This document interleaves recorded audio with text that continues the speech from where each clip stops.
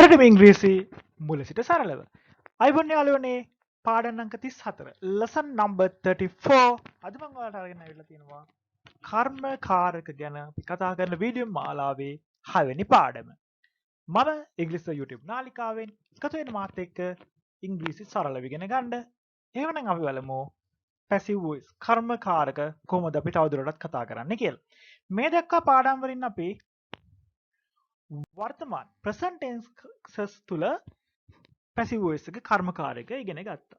එහෙමනම් අද වීඩියෝ එකකින් අපි කතා කරමු past tenses වල කර්මකාරකය අපි සකස් කරගන්නේ කොහොමද කියලා. හොඳයි. පළවෙනි එක ගත්තොත් අපි a boy made a box. පිරිමි ළමයෙක් පෙට්ටියක් හැදුවා අතීත කාලේ. සරල අතීත. simple past tense එක කොහොමද එන්නේ? a boy made a box. පිරිමි ළමයෙක් පෙට්ටියක් හැදුවා. a boy made a box. අපි ගත්තොත් පිරිමි ළමයි පෙට්ටිය හැදුවා කියලා කොහොමද ඒක එන්නේ යාළුවනේ? boys made boxes. boys made boxes. පිරිමි ළමයි පෙට්ටි හැදුවා. අපි ගත්තොත් අතීතයේ සිදු වෙමින් පැවතුන එකක් නම් පිරිමි ළමයෙක් පෙට්ටියක් හදමින් සිටියා. අතීත කාලය තුල වෙමින් පැවතුන සිද්ධියක් නම් අපි කතා කරන මේක past continuous tense එක යටතේ. ඒ අනුව a boy was making a box. පිරිමි ළමයෙක් පෙට්ටියක් හදමින් සිටියා. පෙට්ටියක් හදමින් හිටියා. ඒ වෙලාවේ යම් කිසි වෙලාවක පෙට්ටියක් හදමින් හිටියා. අපි විස්තර කරගෙන යනවා කියලා. මෙහෙම මේ වෙලාවේ මෙහෙම වුණා. එතකොට පිරිමි ළමයෙක් පෙට්ටියක් සාදමින් සිටියා. හොඳයි. එතකොට අපි කොහොමද කියන්නේ පිරිමි ළමයි පෙට්ටි හදමින් හිටියා boys were making boxes. එතකොට ing form එකේ යෙදෙනවා was were යෙදෙනවා. was were කියන උපකාරී ක්‍රියාවත් එක්ක ක්‍රියාපදයේ ing form එකේ යෙදීමෙන් තමයි අපි අතීත කාලේ හදාගත්තේ. අපි මේ ගැන කතා කරලා තියෙනවා කාල භේදයේ පාඩම් මාලාව තුල. හොඳයි. ඊළඟට අපි කතා කරා ඊළඟ past tense එක past perfect tense එකේදී a boy had made a box. පිරිමි ළමයා පෙට්ටියක් හදලා තිබුණා. a boy had made හදලා තිබුණා. අපි අනකොට කරලා තිබුණා. යම්කිසි වැඩක් කරලා තිබුණා. had done. නොවැ විදිහට had සමග past participle form එකේ යෙදෙනවා. boys had made boxes. පිරිමි ළමයි පෙට්ටිය හදලා තිබුණා. ඊළඟට අපේ අවසාන tense එක තමයි past tenses යටතේ යෙදෙන්නේ past perfect continuous. මෙතනදී යම් කිසි දෙයක් කරමින් ඉඳලා තිබුණා කියලා අපි කියනවා. මොකක් හරි දෙයක් කරමින් ඉඳලා තිබුණා. අපි යනකොට මොකක් හරි දෙයක් කරමින් ඉඳලා තිබුණා. ඒක අතීතයට වෙලා. අතීතයේ වෙලා. හරි. ඒ වගේ අවස්ථාවල අපි යොදා ගන්න යාළුවනේ had been සමග යොදා ගන්නවා ing form එක. had been making. a boy had been making a box. පිරිමි ළමයෙක් පෙට්ටියක් හදමින් ඉඳලා තිබුණා. පිරිමි ළමයි පෙට්ටි හදමින් ඉඳලා තිබුණා. boys had been making boxes. හොඳයි. දැන් අපි කොහොමද මෙන්න මේ කියන past tenses වලට අපේ passive voice එක යොදාගන්නේ කියලා දැන් අපි සාකච්ඡා කරමු. හරිම සරලයි යාළුවනේ මෙතනදිත් අපිට වර්තමාන tenses තුලට present tenses තුලට යෙදුවා වගේමයි මෙතනදිත් අපිට යොදන්න තියෙන්නේ.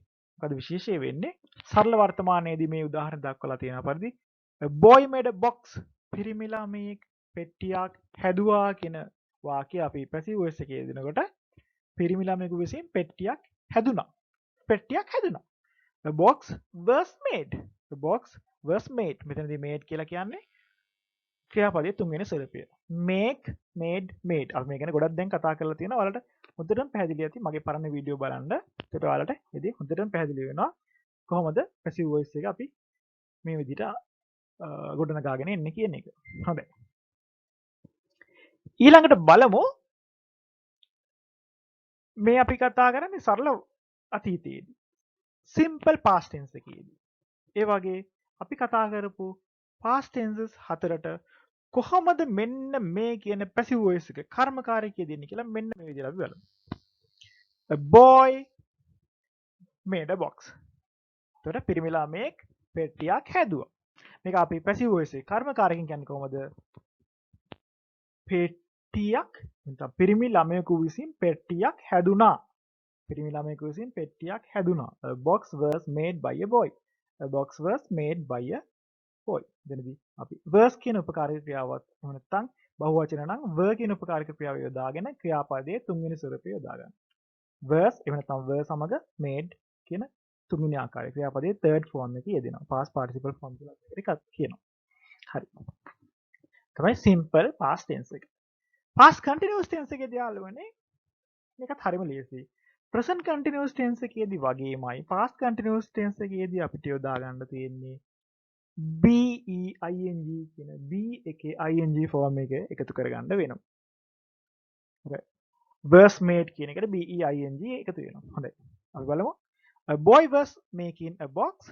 Boys were making a boxes. ඒතර අපි කොහොමද මේක passive voice එකෙන් කර්මකාරකයෙන් සඳහන් කරන්නේ? A box was being made by a boy. A box was being made. පෙට්ටියක් හැදෙමින් තිබුණා. පෙට්ටියක් හැදෙමින් තිබුණා. පෙට්ටියක් හැදෙමින් තිබුණා. පෙට්ටියක් එහෙනම් ඊළඟට බහුවචනයේදී පෙට්ටි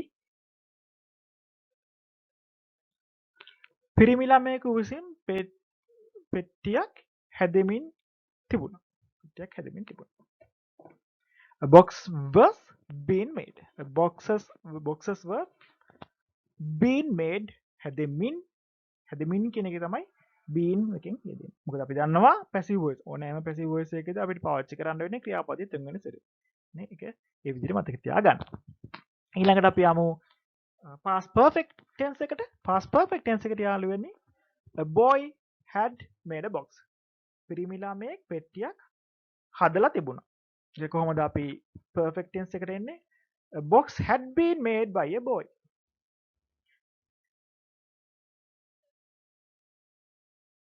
එතකොට අපි කියනවා a box had been made by a boy.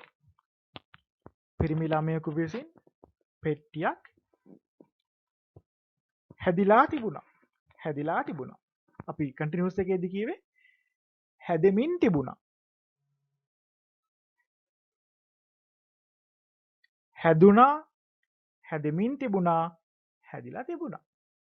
හොඳයි. ඊළඟට අපි බහුවචනයක ගත්තොත් boys had made boxes. passive voice කර්මකාරක වෙනකොට යාළුවනේ boxes had been made. මෙතනදී අපි perfect tense එක අඳුර ගන්න තමයි been කියන එක be form එකේ third form එක been ben කියන එක form එක යොදා ගන්න. එතකොට had been made. හොඳයි. එතකොට වර්තමාන කාලයේ වගේමයි අතීත කාලයේදී past perfect continuous tense එකට යාළුවනේ passive form එකක් නැහැ. passive voice එකක් නැහැ. එතකොට අපිට මේ දක්වා present fast tenses අපි කතා කරා. ඒ අනුව active voice එකේදී අපි කතා කරා tenses 8ක් තිබුණා. passive voice එකේදී යාළුවනේ tenses අපිට හම්බෙන්නේ 6යි. ඇයි ඒ? present perfect continuous tense එකටත් past perfect continuous tense එකටත් passive voice එකක් passive form එකක් නැහැ. හරි. එතකොට අපි past perfect continuous tense එක අපි කතා කරා had been making a box. boys had been making boxes කියලා දෙනවා. මේකට passive voice එකක් එන්නේ නැහැ. හොඳට මතක තියාගන්න ඒක. හොඳයි. අපි තවදුරටත් මේක බලමු. යම් give කියන ක්‍රියාපදය අරගෙන give කියන give කියන්නේ දෙනවා. එතකොට gave කියන්නේ දුන්නා. passive voice එකේදී සරල අතීතය verbs were given. verbs were given continuous past continuous tense එකේදී අපි යොදා ගන්නවා verbs were being given. perfect form එකේදී had given දීලා තිබුණා කියන එකේදී had been given. එතකොට අපි කියනවා had been given past perfect continuous. had been given. මේකට passive voice එකක් නැහැ. හොඳයි. අද අපි කතා කරේ past tenses වල passive voices forms ටික.